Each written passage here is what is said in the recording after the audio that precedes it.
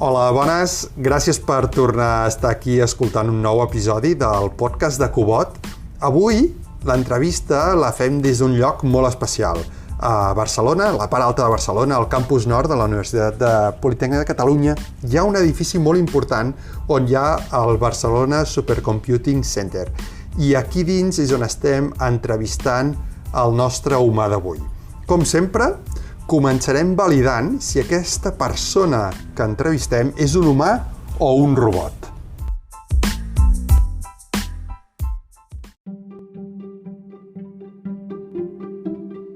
Vaig a compartir-vos alguns fets de la persona que anem a entrevistar i a veure si podem determinar gràcies a això que és un humà. El nostre entrevistat avui és un especialista en ciències de la vida. De fet, és un biòleg, però un biòleg una mica especial. És un biòleg molecular, bioinformàtic i expert en genòmica del càncer. És un investigador i director del Departament de Ciències de la Vida del Barcelona Supercomputing Center. Té uns quants títols més i és especialista en el desenvolupament de mètodes de biologia computacional.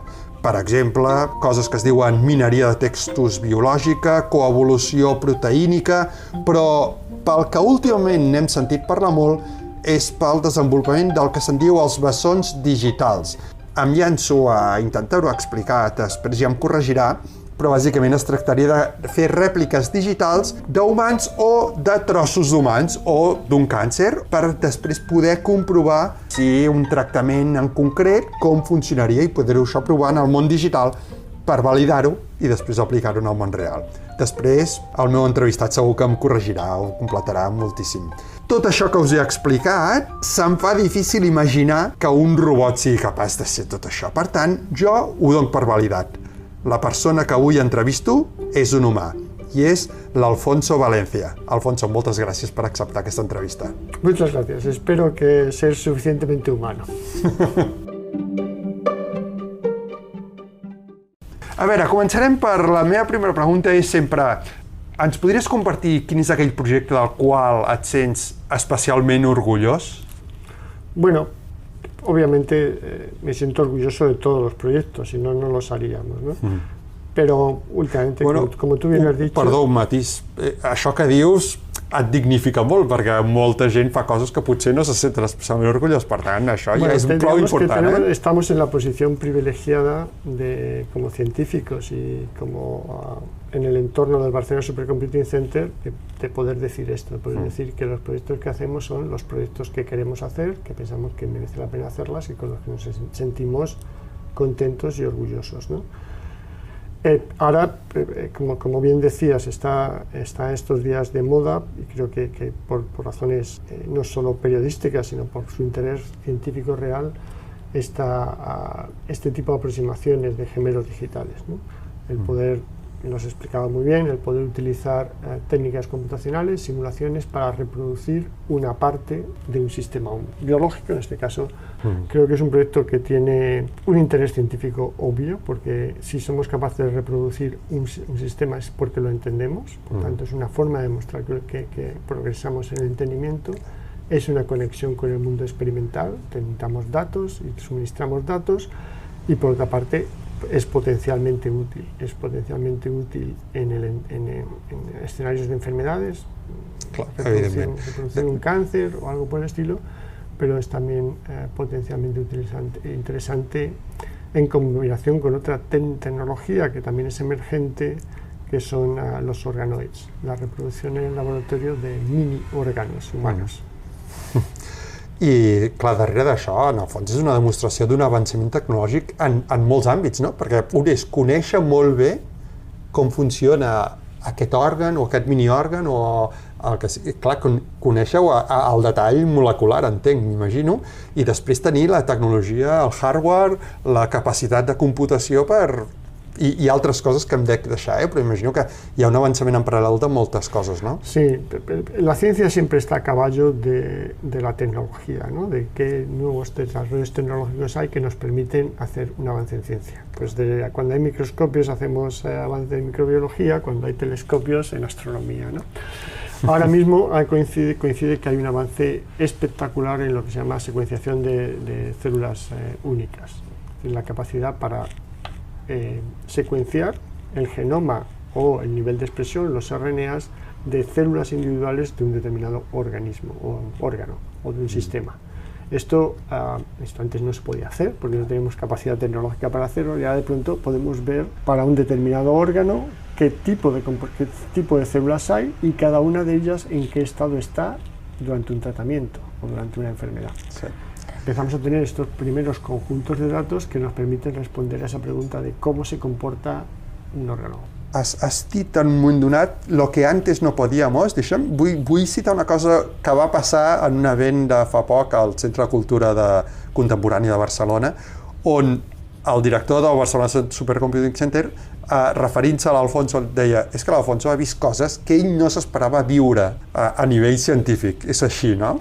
Es así, es así. Hemos visto en estos últimos 2-3 años, en un campo concreto donde se han aplicado estas tecnologías de inteligencia artificial y machine learning y cosas que tienen que ver con usar grandes cantidades de datos para aprender de esas cantidades de datos propiedades emergentes, entonces aprendizaje en máquina, cómo se resolvía un problema científico, que era cómo pasar de la información de nuestros genes, que todo codifica nuestra individualidad, a la estructura de las proteínas que se codifican en estos genes. Es decir, el paso de los genomas a las proteínas es un paso que podemos dar, hay un algoritmo que corresponde a una biología, esto es Severo Ochoa y los premios Nobel de hace 50 años, pero a partir de esa secuencia individual de cada proteína, y nuestro organismo funciona a base de estas proteínas, se produce, cada una de estas proteínas adopta una estructura tridimensional. Es como un pequeño robot que hace funciones en nuestro cuerpo. Por ejemplo, las funciones musculares, los movimientos o el transporte de elementos. Claro. Resolver esa estructura tridimensional es un problema complejo, que se puede hacer experimentalmente, pero lleva un montón de tiempo, y lo que ha hecho la inteligencia artificial en los últimos años, 2 años, ha sido resolver ese problema por predicción, por una red neuronal. Y sinceramente llevamos años trabajando en ese problema, yo toda mi vida he trabajado en ese problema, y jamás pensé que se fuera a resolver de una forma tan satisfactoria en un tiempo tan corto. Clar. Doncs moltes felicitats a tu i a tota la gent que deu estar involucrat. I moltes gràcies per l'esforç que estàs fent per intentar que et seguim en les teves explicacions. Crec que és molt important. Tots, com a mínim, intuïm la importància i l'impacte que això pot tenir en un futur, no sé si molt llunyà o no tan llunyà, no? Però... No, tiene un impacto directo sobre ciencia. Ahora podemos hacer cosas que no se podían hacer antes, es decir, tenemos estructuras, antes hablamos de reproducir la historia de la evolución y usamos la secuencia de las proteínas, las comparábamos e intentamos deducir cómo fueron estados ancestrales en la evolución, estados anteriores a la evolución, sistemas ancestrales. Ahora podemos comparar las estructuras, que tienen mucha más información que las secuencias. Esto cambia nuestra reconstrucción de la historia. Pero para una industria farmacéutica que antes estaba desarrollando un fármaco contra una proteína determinada, ahora de pronto tiene la estructura de esa proteína o de todas las variantes de esa proteína. Claro. O puede generar nuevas proteínas que tengan propiedades distintas. En la industria biotecnológica, ¿puedo hacer nuevas proteínas con nuevas propiedades? Ahora tenemos muchos más instrumentos para hacerlo. O sea, que es un cambio científico muy importante para un área entera de conocimiento, però a su vez és un canvi que té implicacions en medicina i en biotecnologia. Això vol dir que pot ser qüestió d'anys, uns anys, vull dir 5, 10 anys, 15 anys, que això tindrà un impacte a la farmàcia? Yo creo que esto ya tiene un impacto. El diseño de vacunas COVID que todos hemos visto y sufrido durante estos años cambia radicalmente cuando en vez de estar esperando tener la estructura de la proteína y no sé cuántos, puedes diseñar la estructura de la proteína de ese coronavirus, de los otros posibles coronavirus, de sus variantes y de cómo van a interaccionar con péptidos o con fármacos. O sigui, aquesta tecnologia, aquests mètodes ja s'han aplicat en el cas de la cerca de la vacuna del COVID. A todo lo que se pueda imaginar, porque obviamente en esto va todo el desarrollo de las farmacéuticas que han incorporado obviamente toda esta tecnología. Ara et proposaré un petit joc, val? Et diré començaré una frase i perquè tu te l'acabis, val? I a veure què surt i cap on ens porta, val? I la primera és una mica tecnològica. Tu i jo vam veure el naixement d'internet. clarament va ser una revolució tecnològica molt important. Ara, la meva pregunta és, després d'internet, la revolució tecnològica més important que hi ha hagut, per tu, què és? Yo creo que es esta, la introducción de la Machine Learning a gran escala, obviamente avalado o basado en grandes cantidades de datos, y particularmente esta revolución de los modelos de lenguaje, el ChatGPT, creo que ha conmocionado al mundo. Sí. La tecnología además más rápidamente adaptada y adoptada, y creo que es el cambio más grande que hemos tenido después del Internet. Per tant, tota l'expectació que avui hi ha socialment amb aquestes tecnologies es justificada, ¿no? Al teu entendre. Yo entiendo que sí. O sea, quizás sea menos justificada en el aspecto social. Quizá el ChatGPT, en el fondo, como instrumento social, tiene muchos problemas. Tiene un problema de fiabilidad muy grande. No sabemos si las respuestas son correctas o no son correctas, pero nos llama muchísimo la atención porque, aunque la respuesta no sea correcta factualmente, está perfectamente construida desde el punto de vista del idioma. Pero esa es la aplicación, digamos, común, la aplicación de la vida diaria. Las aplicaciones tecnológicas, cuando tú puedes usar esto para entrenar con un determinado conjunto de textos en un área determinada y lo quieres usar para preguntas concretas o para funciones concretas, creo que esto abre enormes posibilidades prácticas en muchos campos. Claro. Moviéndonos una mica cap a la banda del hardware, entenc que vosaltres aquí encara no treballes amb computació quàntica perquè a nivell de producció no existeixen algunes coses beta, no? I s'està desenvolupant molt, no, en això, i entenc que aquí a Barcelona Supercomputing alguna cosa està fent també en aquesta línia. Sí, oi que sí, Bueno, el Barcelona Supercomputing Center es el Centro Nacional de Supercomputación y por tanto coordina una red nacional de supercomputación y a su vez coordina una red nacional de computación cuántica. Vale. Y además de esto, obviamente participa en los proyectos europeos, tanto de supercomputación, la Red Europea de Supercomputación, como la Red Europea de Computación Cuántica. Vale. En concreto, tenemos tendremos dos ordenadores cuánticos financiados de modos distintos, unos a nivel nacional, otros a nivel europeo, con dos tecnologías distintas, porque el propio desarrollo del hardware de los ordenadores cuánticos es también un tema de investigación, si queremos verlo desde ese punto de vista, con los que podremos empezar a hacer formación y a hacer pruebas, cómo programamos distintos algoritmos, cómo los usamos y tal. Sinceramente tenemos mucha curiosidad por saber cómo van a hacer, cómo vamos a poder utilizarlo, pensando en que será parte, pensamos siendo optimistas, que será parte de flujos de trabajo. Habrá partes que calcularemos en ordenadores, superordenadores convencionales, y habrá algoritmos específicos que correrán con ordenadores cuánticos mucho más rápidamente, y acelerará partes concretas, algoritmos concretos, parte de un proceso más grande. Pero de momento, desde el punto de vista de la biología, yo diría que tenemos más curiosidad que experiencia.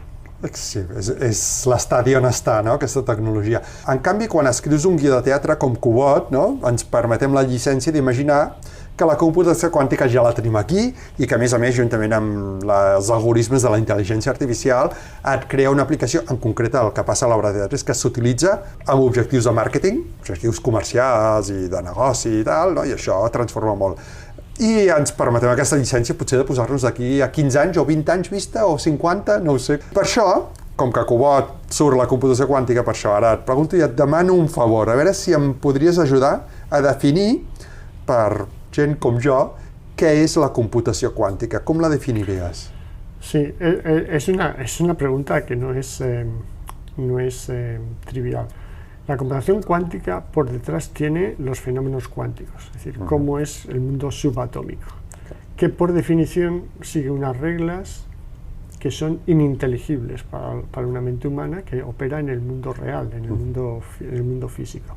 El otro mundo es real, pero es subatómico, y por tanto, en el fondo, si queremos entender por qué es posible que un electrón esté en dos estados simultáneamente, esto es imposible entenderlo. Esta dualidad del mundo cuántico es inasequible para nuestro cerebro. Por tanto, estamos hablando de una tecnología... O l'entrellaçament, no? L'entrellaçament és una altra cosa... Que se comporten en paralelo es algo que nosotros simplemente no podemos entenderlo, no porque no seamos suficientemente listos, es porque corresponde a otro universo paralelo al nuestro, simultáneo con el nuestro, pero que nos es imposible entender ese tipo de cosas. Por tanto, tenemos que basarnos en unas reglas de la física que están comprobadas y que son lo que son, pero que no podemos intentar entenderlas porque es imposible entenderlas. Y esto es desconcertante, ¿no? Porque estamos utilizando algo que en el fondo sabemos que no podemos llegar a entender. Entonces, basado en esto que no podemos llegar a entender, lo que sí se pueden es construir instrumentos. Y los instrumentos se basan en estas leyes físicas y mantienen esta especie de capacidad para utilizar esta idea de que se pueden mantener estados simultáneamente, que puedo tener blanco y negro simultáneamente y los dos ser ciertos. Y esto hace que, mientras que un computador convencional tiene que tomar decisiones, es 1 o 0, un computador cuántico puede ser 1 y 0 a la vez, lo cual abre todos los caminos posibles. Y aunque sea incomprensible, si lo quieres ver a este nivel de analogías, valga la analogía, pero no lo podemos entender realmente, eso es lo que está haciendo. Para un determinado problema puede explorar todas las soluciones simultáneamente, además instantáneamente. Con lo cual, un problema complejo que si siguiéramos todos los caminos nos llevaría un tiempo enorme, un computador cuántico, en principio, con suficiente capacidad, es capaz de encontrar todas las soluciones simultáneamente y elegir las que satisfagan una determinada condición. Por eso se habla de desencriptar claves. Claro, las claves, si tú te pones en la típica película, tiene como una ruedecita hasta el primer número, otra ruedecita hasta el segundo número, aunque lo hagas con un ordenador muy rápido, explorar se puede convertir en imposible si la clave es suficientemente larga en tiempo real. En cambio, si algo explora todas las posibilidades a la vez y encuentra la solución correcta, en tiempo cero, pues adiós a las claves. La cuestión está en qué algoritmos, qué tipo de problemas somos capaces de mapear a esa tecnología y somos capaces de resolverlo. Claro. Esto parece, dicho así, es fácil, pero la construcción de los propios ordenadores es compleja y requiere mantener unas condiciones, se llama el alineamiento, que es muy difícil de mantenerlo estable durante mucho tiempo. Entonces, estos ordenadores, a su vez, están controlados por un superordenador, intentando mantener este alineamiento, y hace que cometan muchos errores. Y hasta que no se solucione el problema de que comete errores, estamos como el ChatGPT, no nos podemos fiar mucho. Bueno, està en una fase investigativa, però que així com la supercomputació ha permès avançar desenvolupaments que no preveies anys enrere, quan aparegui la computació quàntica també podem esperar això, no? Pot provocar un salt en el coneixement o en les capacitats que puguem fer, no? Sí, o sea, la esperanza en todo esto, no sabemos si en 5, 10, 15 o cuántos años, es que podamos obtener capacidad computacional para acceder a problemas que no podíamos acceder. Otra forma de verlo es que en el mundo real hay fenómenos cuánticos. De hecho, en biología hay fenómenos cuánticos, es decir, que la cuántica obviamente es parte de la física y por tanto hay parte de la biología que tiene un sustrato cuántico. Los ordenadores cuánticos reproducen de modo natural un proceso cuántico, o sea que vamos a tener gemelos digitales del proceso biológico cuántico en el ordenador cuántico porque no lo podemos tener en un ordenador real. O sea que no es solo desencriptar claves, es que podemos reproducir realmente coses que passen realment a la biologia, no? En la biologia real. Avancem una mica. Ho deixem aquí, amb un suspens, Es una buena forma de verlo. Esto de la computación cuántica tiene muchos puntos suspensivos. Clar. Respecte a la intel·ligència artificial, al carrer, un debat és la preocupació que hi ha sobre que ens substitueixin els humans o que siguin capaços de substituir-nos. Però la pregunta és, si jo dono per fet que hi ha coses que avui fem nosaltres que seran substituïdes. Podem imaginar un robot humanoide o ens podem imaginar un software fent-ho, I la pregunta és, una tasca que tu avui estiguis fent encara tu com humà, quina creus que és la propera d'aquestes tasques que tu fas que serà substituïda per un software o per un robot o pel que sigui. Programar. Programar es una labor que es propia de los humanos. Tienes una tarea, la traduces en instrucciones para que un ordenador la pueda entender, compilador por medio y demás, y ejecute una cosa que tú sabes cómo hacer, etapa por etapa, pero te llevaría mucho tiempo hacerla, la traduces en esas instrucciones. No hay ninguna razón por la que esto sea exclusivo de los humanos. Tú le explicas la tarea que tienes que hacer y un sistema de lenguaje ahora mismo, otro tipo de sistema de una máquina, es capaz de traducir tu deseo, quiero hacer este proceso, en instrucciones para que otro ordenador las ejecute y complete la tarea que tú le has propuesto. Es decir, programar, si no toda la programación, pero muchas partes de la programación o las partes más sencillas de la programación, es algo que vamos a ver en muy poco tiempo sustituido por robots. Val. Ara et diré una frase una mica catastròfica, a veure si ja estàs d'acord o no. Els robots un dia es rebel·laran contra els interessos de la humanitat. ¿Crees que això pot pasar? Yo lo veo difícil. Veo difícil que los robots, en el plazo de cosas que uno puede imaginarse, puedan rebelarse contra la humanidad. Pero quizá la pregunta sí tiene sentido en cuanto entremos en terrenos en los que se descontrola del interés público el uso de determinadas tecnologías. Al final, si damos demasiada autonomía a sistemas que tengan capacidad de operar en el mundo real, es posible que acabemos produciendo, si no una rebelión, rebelión significa una intención, pero sí pequeños desastres. Sí. Coche autónomo. ¿Va a funcionar el coche autónomo en todas las instancias, en todas las circunstancias o no? Pues se pueden acabar produciendo pequeños desastres si no lo hacemos bien. Obviamente ja se producen bastantes desastres con los coches conducidos por humanos. No? Bueno. Sí. Potser seran menys, llavors. Llavors. La resposta és difusa, és una mica cuántica, ¿o? La respuesta es un poco cuántica, pero puedo hacerlo menos cuántica. Yo no creo que los robots se puedan rebelar en el sentido que entendemos una rebelión como la rebelión del Monty o la Revolución Francesa. Es decir, un propósito de los ordenadores o los robots ponerse de acuerdo para desplazar a los humanos. Eso me parece inimaginable con las cosas que sabemos hoy en día. Que dar demasiada autonomía a sistemas pueda producir desastres sociales, eso sí que me parece posible. Podria ser, perquè una subpregunta d'això seria què és el que et fa més por de la tecnologia? I m'avanço una mica. Podria ser que el que et fa més por és l'ús que els propis humans facin d'aquesta tecnologia? Sí, alguien decía esto de que temo más a la estupidez de los humanos que las inteligencias artificiales. Yo creo que el mayor peligro de esta tecnología es que esté solo en manos de grandes compañías. Sabemos que casi todas las cosas que usamos están en manos de grandes compañías, desde los coches a la electricidad o la energía, a los bancos, a cualquier cosa que pienses. Hemos intentado poner límites a esas compañías, algunas veces con más éxito, otras veces con menos éxito, unas veces más tarde, otras veces menos tarde. Pensemos en el control de los bancos, ¿no? Sí, claro. En este caso, ahora mismo es un mercado completamente desregulado. Es decir, una compañía puede sacar su ChatGPT, ponerlo allí y dedicarse ningú li diu res, Claro, se puede dedicar a mentir sobre política o sobre sociedad y cómo podemos evitarlo. Entonces creo que vamos un poco tarde con regulación, como hemos ido tarde con la regulación del tabaco, como hemos ido tarde con la regulación de las otras muchas cosas. Con la diferencia de que esta tecnología quizá penetra más rápido i evoluciona més ràpid. No entrarem en el debat de la regulació perquè això ja ens allargaríem excessivament i ens centrarem més en ciència i tecnologia.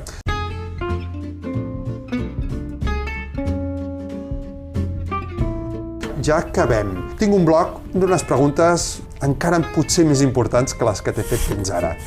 Una és, ens podries compartir l'última obra de teatre que has vist? La última obra de teatro que he visto ha sido el domingo, La Calórica, en el Jura de Sarriá. Y el nombre de la obra es La Revolución no marcha, en francés. Es interesante, es porque los países intentan controlar el régimen, mantener el régimen antiguo después de Napoleón. Se reúnen para hacerlo con poco éxito, porque en el fondo hay siempre este esfuerzo por mantener un control sobre el mundo antiguo, controlar la sociedad para mantener el mundo antiguo, pero es muy difícil. Y el segundo ejemplo en la obra es Thatcher hablando de su propia permanencia, o de su propia forma de mantener el mundo antiguo. Y está bien, digamos, la calórica son estupendos y lo hacen fenomenal siempre. El mensaje en este caso es, como en otras obras suyas, interesante también, ¿no? Es decir, hasta qué punto el mundo antiguo és immantenible. Molt bé. Si t'envio una invitació, t'atreviries a venir a veure el dia que s'estreni una obra de teatre, una distopia sobre intel·ligència artificial i computació quàntica, com Cubot? Acceptaràs la invitació? Claro, iré yo mismo o mi propio robot.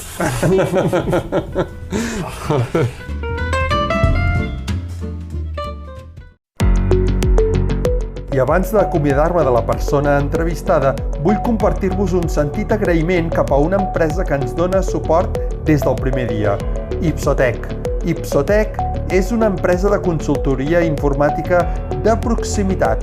Des de l'Empordà, ofereix una llarga experiència per comprendre els reptes d'empreses d'arreu del territori i desenvolupar-hi les solucions més innovadores. Moltes gràcies, Ipsotec! I també a tots vosaltres, que us espero al proper episodi. Podeu donar-vos d'alta a la nostra llista de distribució a la web cubot.cat o fer-vos seguidors del nostre canal a Spotify.